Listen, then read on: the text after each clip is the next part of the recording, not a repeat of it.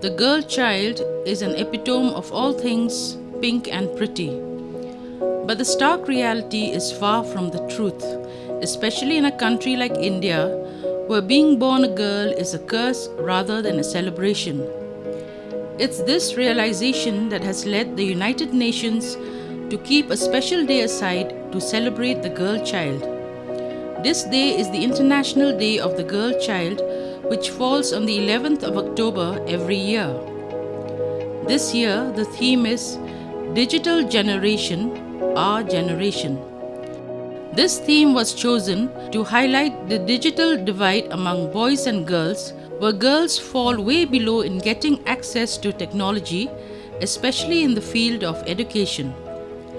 The girl children need their issues given the same importance at par with the boys, especially in the rural areas of our state of Meghalaya. One would assume that in a state like ours, where matrilineal is the norm, the condition of the girl child would be better off. However, we find that this is not the case based on ground facts. This is because the girl child is often seen only as a caretaker of the hearth and home, and someone who would ultimately grow up to marry and bear children and keep house, so to say. So she's not given the same opportunities as a male child. The onset of the pandemic has only added to the woes of the girl children and widened this gap. It is this divide which would ultimately lead to girls lagging behind, and they grow up to not getting jobs and feeling empowered. It is therefore time to look beyond this patriarchal mindset and realize that providing equal opportunities to a girl child would lead to the betterment of not only the family but the society. For she is not only the nurturer of the home in the future, but also the index by which development can be truly measured in any society.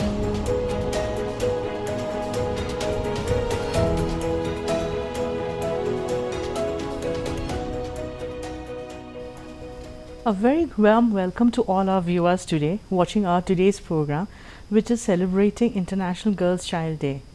Today with us we have our two esteemed panelists, Kong Yaman and Kong Mate, who will give us their perspective and also will talk about what Girl Child Day means for them. Let us start. As we know today that we are celebrating International Girls Child Day.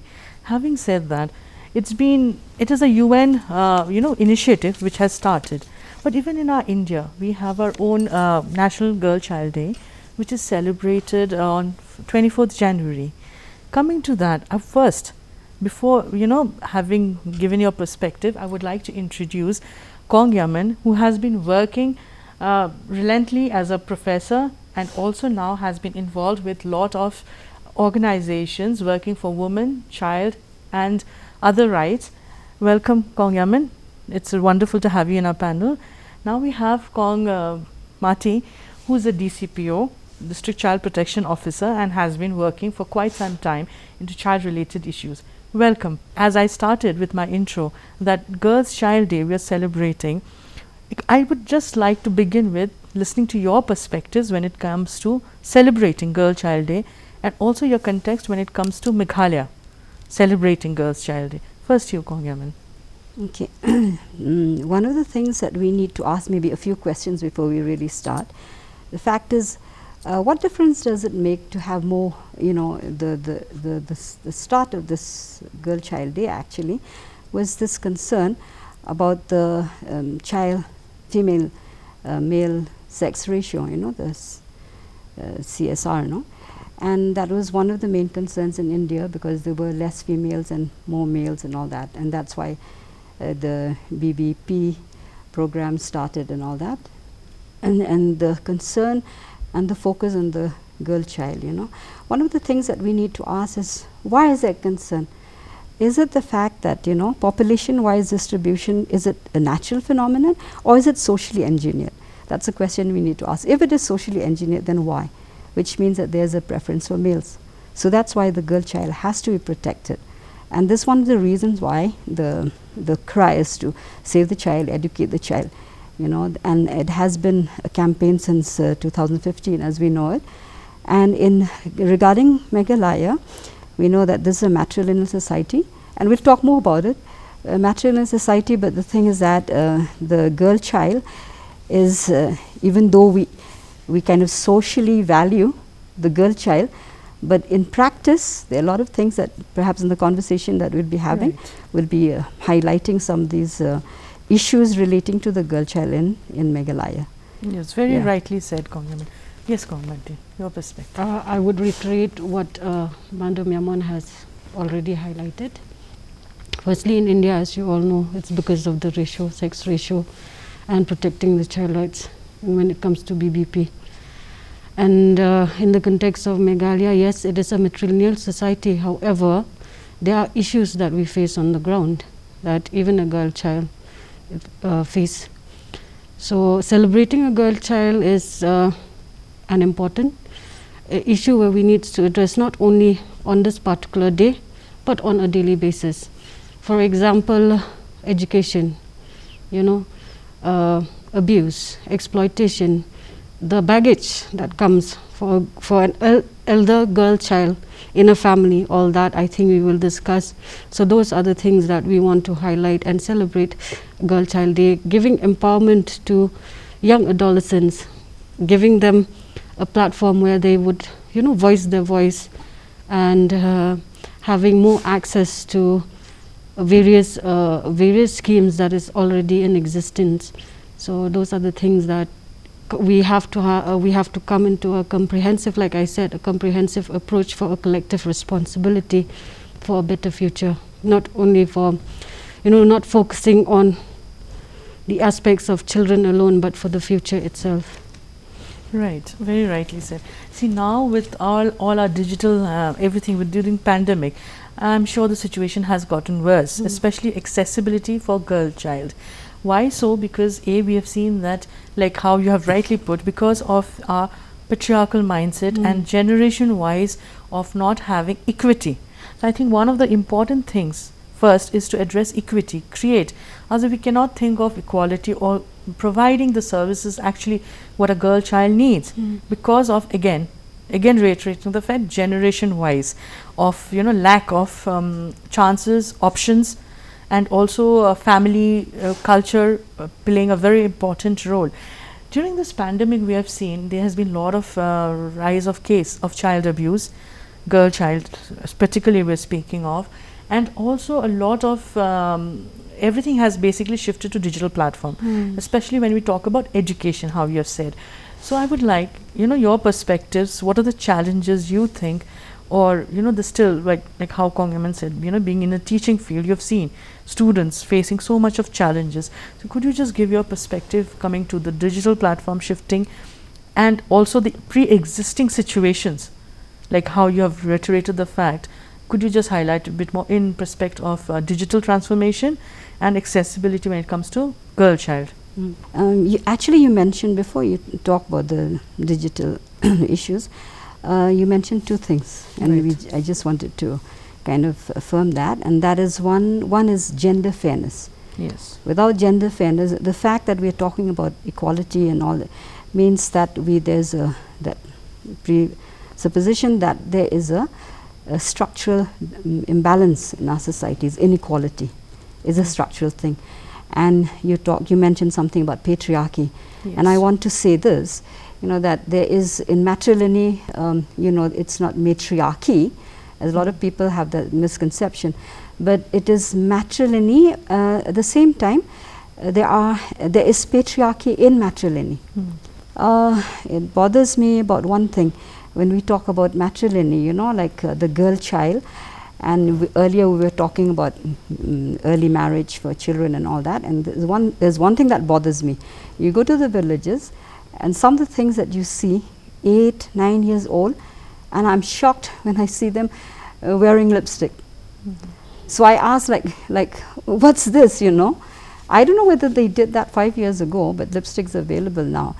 But what really scares me is the fact that there are predators looking at these girls who are primed for certain kind of roles that they're going to play, you know.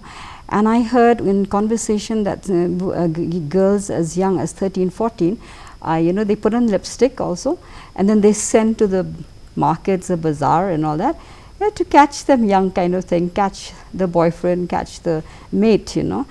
And this scares me also, because the fact that I suddenly begin to think about this, that our matrilineal society, even though we value the girl child, yet we're priming them for having babies as mothers, you know. We're priming them, conditioning them for that, and not to be aggressive in the you know, in the business world, or more you know, as decision makers. education, other fields. We're not priming them for that, especially except maybe in the urban middle class families, where, you know, girls have a choice. But for most, I think she will corroborate on that you see more of priming, you know, about that. Yes. And then, okay, there's a lot to say about that, but I just want to come to the second thing that you asked. I mean, you wanted us to have our thoughts on, and that is, in today's world, you know, especially the pandemic, there's been a lot of online classes and so on. So a lot of even very young kids, they're savvy. They're more techno savvy than us, you know, in that way.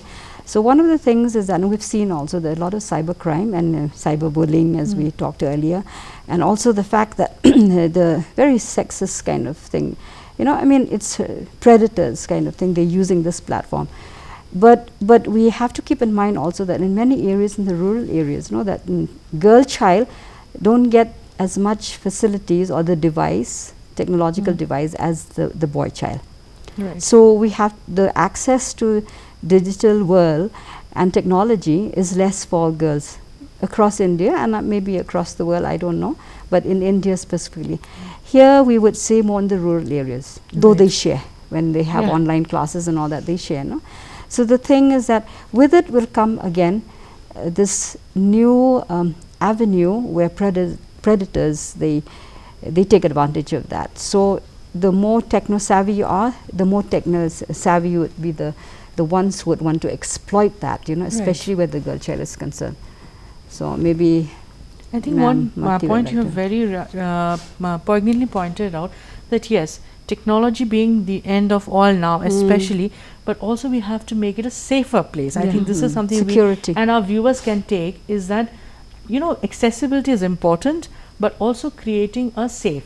And I think that is why do's and don'ts while using, say, social media or even any digital platform where you're putting, it's very important. Also, another important thing which you have pointed out is that accessibility when it comes to a girl child, even in a place like ours, especially in rural areas, how many of them have an access to a device? Now they are pushed back into having or allowing their children because of online classes. Yet when it comes to learning of skills, that poses a challenge, because then they don't have an access. I think this is one of the greatest gender digital divide which we are facing, and this year's theme basically encapsulates that it is very important that when we talk about empowering or creating a safe space for a child, or especially a girl child, the modalities regarding that also needs to be looked into. You know, what are the factors, the push factors, the pull factors also needs to be looked into, like creating a safe space, accessibility for skill learning. So coming to that, I would like to ask you, Kaumati, how do you think, you know, that digital transformation is helping, and also when it comes to skill learning plus, or like how Kong Yaman said, that the vulnerability not only of any children, but especially girl child, and how Kong Yaman has rightly pointed out, the priming, unfortunately. So it becomes more predator, you know, favorable. So what are the, I mean, your perspective and the challenges, if you have come across any such case as a DCPO, would you like to share? From my perspective, I would say yes. I would agree with Kong Yaman when she says that access in the rural areas, they don't have much access, okay? For education purposes or training. Skill training, I think it will not help, because as long as they don't have access for even learning their daily classes, skill learning will be out of the question right now. However, the point is this, that there are advantages and disadvantages Okay, the advantages, if the children themselves are aware of, on all these internet access and online access, it'll be a much safer zone for them to learn, to acquire skills, because through online also I think skill learning can be, it somehow it can reach, it can be a source of benefit for the children, right, especially the girl child. However, the advantageous part is that if these the online and the technology, that being tech savvy, like Kong said, there is also disadvantages where they may become victims of predators.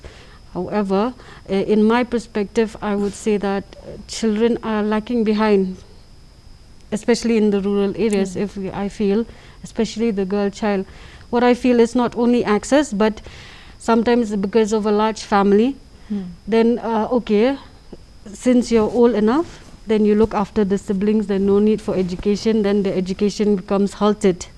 So I've come across cases where they come to us, and when I asked, and he said, no, I have to look after my siblings, so I'm not continuing my studies anymore. Then the cycle starts. Right. Then the cycle starts with, sometimes I feel that they come with a baggage. And to relieve the baggage, then they tend to, then all those social, what do I say? Activities. I can't say it antisocial also, but those that affect the society, the repercussion that comes with it. For example, like early teenage pregnancy, Right. then it becomes a cycle. However, I would say again, digital, it helps to a certain portion, it may help, but it's our responsibility in creating a safe zone for children. I think parents, as I've seen also, not only, I think Kong would agree, you have niece, nephews, and my sisters, my cousins, they're all working. So, it's that time where they have to sit for online classes, then there's no monitoring. So it's there when they, sometimes I've come across where certain link just popped up sometimes also, and they go through that link, and then the link goes somewhere else. So those also have happened, I've seen also. So, and another level of the children's curiosity. They are, and in fact, if they are more acquainted and they are more tech savvy than we are. Sometimes how do we operate it, we don't know, but we ask them to do it, then they do it. So those are the things. There are, like I said, there is disadvantages and advantages, but I feel like because of the busy schedule and because of the pandemic, and even in the low strata family, I've seen parents trying to find food for the children, and because of the unemployment and all of this, because of the pandemic, then the children are left by themselves without a monitoring authority, so to say. So that tends to create the vulnerability of such children, especially girl child. One of the things that we found in today's, especially during the pandemic, this Facebook has played a very important role, in the sense you saw it came recently on the news also. We've seen a lot of teenage pregnancies and teenage romantic encounters you can see through Facebook. In fact, we're just trying to find out a guy who kind of saw a girl through Facebook, and then he kind of groomed her and all that, and then the girl is left pregnant and so on. So these cases are rampant. Yes. That's the first thing I like to say, that it can create a thing. Another thing is Instagram. As you've seen in the news also, it's come recently, that they were taken to task because of the negative impact that Instagram, because there's like we talked about earlier, body shaming, or the fact that I like, you like, we don't like, that, especially for young children, girls and boys in that matter, it affects them a lot, like I have this many likes, I have that thing. So you have a negative there's no self-esteem. Yes, there's no self-worth, because you're dependent on how many likes, how many sees that, and then the posts in Instagrams and so on. These are things, I think, issues the hidden world of technology, which has invaded, you know, the minds of young children and even older people also, for that matter. So these are things also that we need to consider. Yes, very rightly. And I think the one thing we can reiterate time and again is a safe place, because a lot of time the grooming happens. Coming to that, I also like to say that when we are celebrating International or our National Girl Child Day, you know, it is very important to tackle create a safe haven. When we talk about having digital accessibility, first we have to build an infrastructure. Because again, when we talk about connectivity, especially during education, which is very, very difficult, especially when in pandemic times we are not having offline classes, so it's very difficult. And how you have pointed out, which is a very true scenario. Like that is why we are celebrating, because so that an awareness is the need of the hour, no matter how much we reiterate. And program like this not only celebrates, but also I hope our viewers get to take back that these are the challenges. Let us not leave our children, be it a girl child or any, especially girl child, because they get groomed easily to such vulnerabilities. So you have, you know, that kind of either use a like monitor when they're using digital devices, and also not just make it mandatory that, like you just gave an example saying that you're the elder one in the family. So this is something, a hard reality which in Meghalaya we face. It's not in any other state. This is a harsh reality which we face in Meghalaya. So when we talk about lot of schemes with the National Girl Child Day, they have come up with schemes specifically for like Beti Bachao and other schemes, you know, for nutrition and all. So when we talk about nutrition and a girl child, again in context of Meghalaya, because I think it's very important for our viewers to understand when they talk about nutrition schemes and all. So I would first go with Mati on that how do you think, or how relevant or important it is for these schemes also to play a major role in shaping or providing the necessary help or aid our girl child need in state of Meghalaya? I would say it's a very, very important scheme, because like we all know, a healthy mind, a healthy body gives a healthy mind.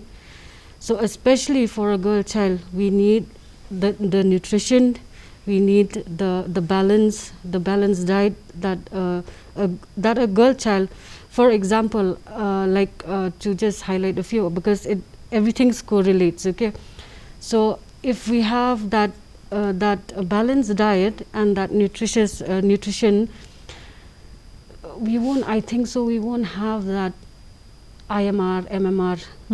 It plays a role also. Food does also plays a role. A girl child won't become anemic, or a pregnant mother won't become anemic, because those are the first signs and symptoms. I'm not a doctor, but I think those are the first signs and symptoms that deprive a woman or a girl child to become healthy. And you know, because as a girl child, especially for a girl child, we grow up to become productive citizens. Like I said, we will give birth. I mean, our girl child will give birth to hundreds and thousands of future generation. So I feel the nutrition part is the greatest and very important aspect of the government schemes that should be, you know, looked into, and I think it should reach all nooks and corners of the society at large. Right.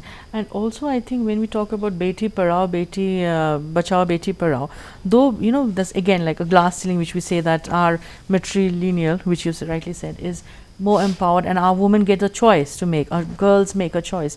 But when it comes to education, it is still lacking. That's why we have less of decision makers also, unfortunately.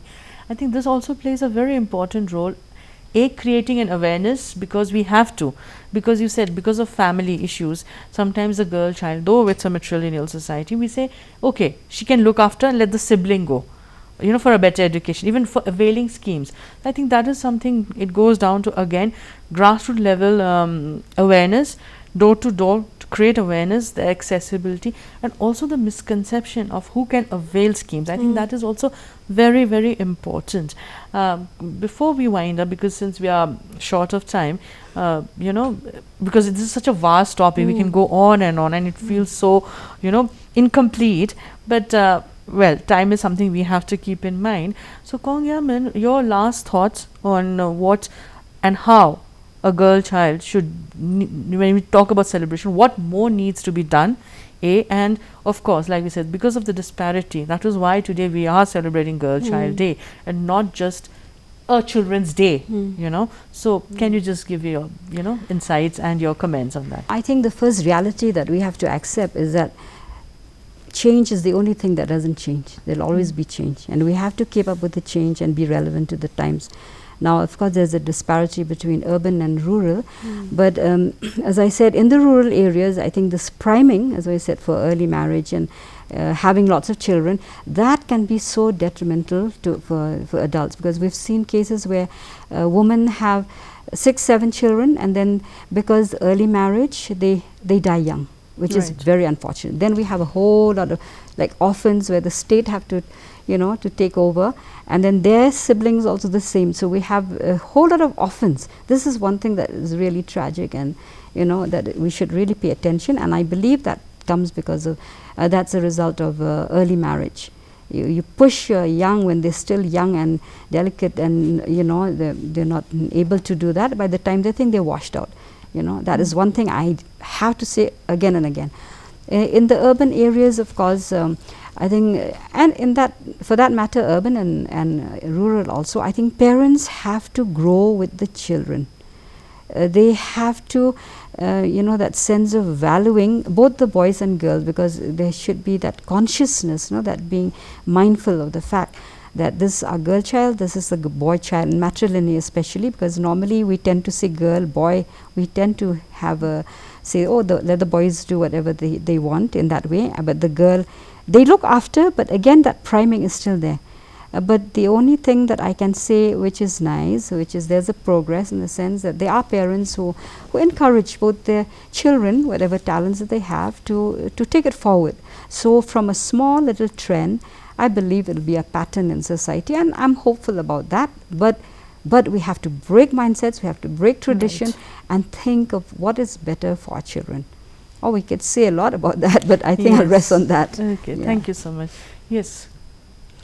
As a responsible society, and especially being in the matrilineal society, I think all of us should start building the fences, the correct fences for our children, especially for our girl child.